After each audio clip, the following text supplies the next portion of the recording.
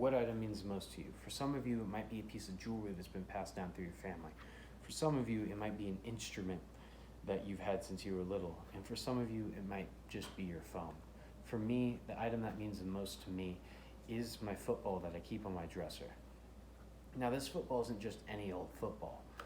It's been thrown around and hit the ground so many times it has everlasting scratches.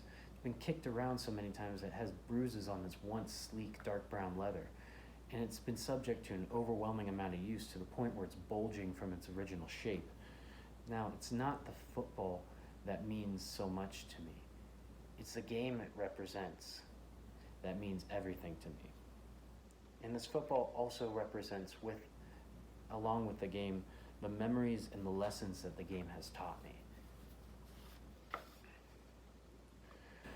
One of the life lessons that the game of football has taught me is everyone will be faced with adversity in their life. It doesn't matter what adversity it is. What really matters is how you react to it. In many games, my teammates and I sustained injuries that could have been career-ending if we had let it. Instead, we chose to persevere and to recover to play football again.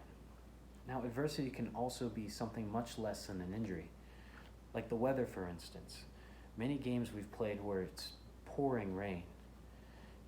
And when it's pouring rain and you feel miserable, you're faced with two choices. You can either quit because it's cold and wet and you're miserable, or you can continue playing and fight through the discomfort that the weather has caused you. You can't control the weather, but you can control how you react to it. That leads me into the second life lesson that football has taught me, and that is to not waste your energy on things that you can't control. Instead, focus your energy on the things that you can control. This became apparent to me when my coach would call a play, and I didn't think the play would work. Instead of arguing with my coach and wasting my energy on something I couldn't change, I could focus my energy on executing the play. The same goes for when I would forget equipment at home. Instead of focusing on the fact that I forgot my equipment and trying to change that, causing myself to become mentally exhausted before a game, I could focus my energy on getting all the equipment that I could together where I was. This leads me to my final life lesson that football has taught me. And this life lesson is probably the most simple of all of them, and that is to be accountable. It's simple, but extremely crucial in the game of football and in life. If I was not being held accountable for knowing all the plays, my team would fail. If I didn't hold myself accountable for executing the plays and missed a block or tackle, the play wouldn't work as intended. And the failure of the play would be due to my lack of accountability. When everyone is being held accountable for knowing the playbook, the team will succeed due to the accountability of everyone holding themselves accountable.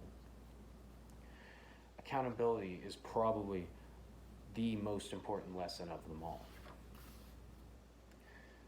And to think one ball could teach a person to deal with adversity,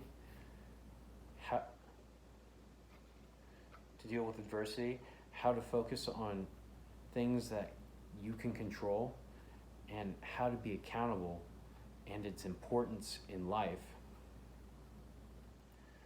This is why that dark brown, leather, egg-shaped ball means so much to me. It symbolizes all my experiences and memories that shape me into the person I am today.